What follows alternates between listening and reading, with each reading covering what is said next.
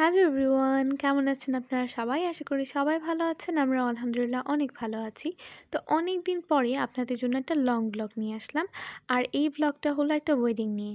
তো সেদিন ওয়েডিংয়ে কি হলো সবই জানাবো আপনাদেরকে আজকের এই ব্লগে।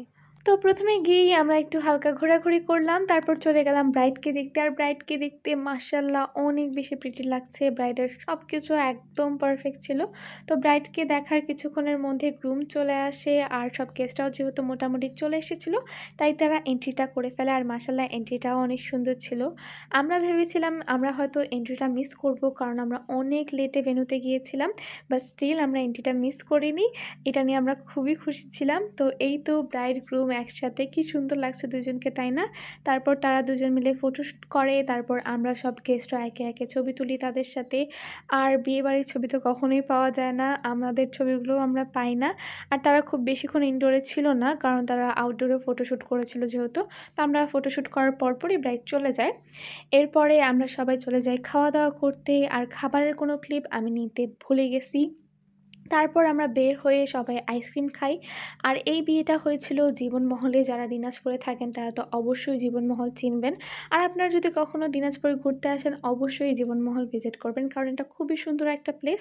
আর এখানে বিয়ে হয়ে একটা জিনিস আমাদের গেস্টের খুবই উপকার হয়েছে, যে আমরা কোনো গেস্টই একদমই বোর ফিল করিনি। আমরা বিয়ের পুরোটা সময় জুড়ে অনেক অনেক বেশি মজা করেছি। তো আমরা সেদিন পুরোটা জীবনমহল ঘুরে দেখেছি। আমি এর আগেও জীবনমহল ভিজিট করেছি, কিন্তু এবারের থেকে আগেরটার অনেক তফাৎ। কারণ জীবনমহল সবসময় কনস্ট্রাকশনের ভিতরে থাকে, তো আপনি যতবারই যাবেন নতুন না নতুন কিছু আপনি দেখতেই পাবেন। এখানকার বেশিরভাগ জায়গায় অনেক বেশি সুন্দর, একদম পিকচার পারফেক্ট। আর ঘোরাঘুরি করতে করতে আমাদের অনেক চেনা পরিচিত মানুষের সাথে দেখা হচ্ছিল, যারা ইনভাইটেড ছিল আর কি বিয়েতে, আমাদের মতো গেস্ট ছিল। আমরা সবাই অনেক মজা করেছি, তাদের সাথে গল্প করেছি, ঘুরেছি, খাওয়া দাওয়া করেছি। মানে পুরো বিয়েটাই আমরা খুবই বেশি এনজয় করেছি। তারপর দেখলাম যে সানসেট হয়ে যাচ্ছে, তাই আমরা ভাবলাম যে দেরি না করে আমরা ফটোশ্যুট করে ফেলি, আমাদের ছবি টবি ভিডিও টিডিও তুলে ফেলি। তো আমরা এই তো আমাদের ছবি কিছু ভিডিও আপনাদের সাথে শেয়ার করলাম, আর প্রত্যেকটা ছবি ভিডিও খুবই সুন্দর এসেছে।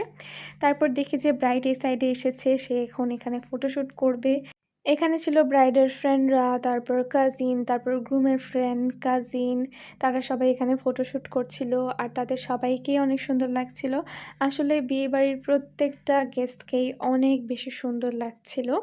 তো তারপরে আমরা কিছুক্ষণ আরেকটু ঘোরাঘুরি করে ছবি টবি তুলে চলে এসেছি। আমরা বিদায় পর্যন্ত থাকিনি, কারণ আমরা সেখানে গিয়েছিলাম হয়তো ৩টা-৪টার দিকে, আর তাদের বিদায় ছিল ১০টা-১১টায়। তো আমাদের সাথে বাচ্চারা ছিল, তাই আমাদের থাকা পসিবল হয়নি, আমরা চলে এসেছিলাম। তো আজকের মতো এই পর্যন্তই, দেখা হবে অন্য কোনো ভিডিওতে।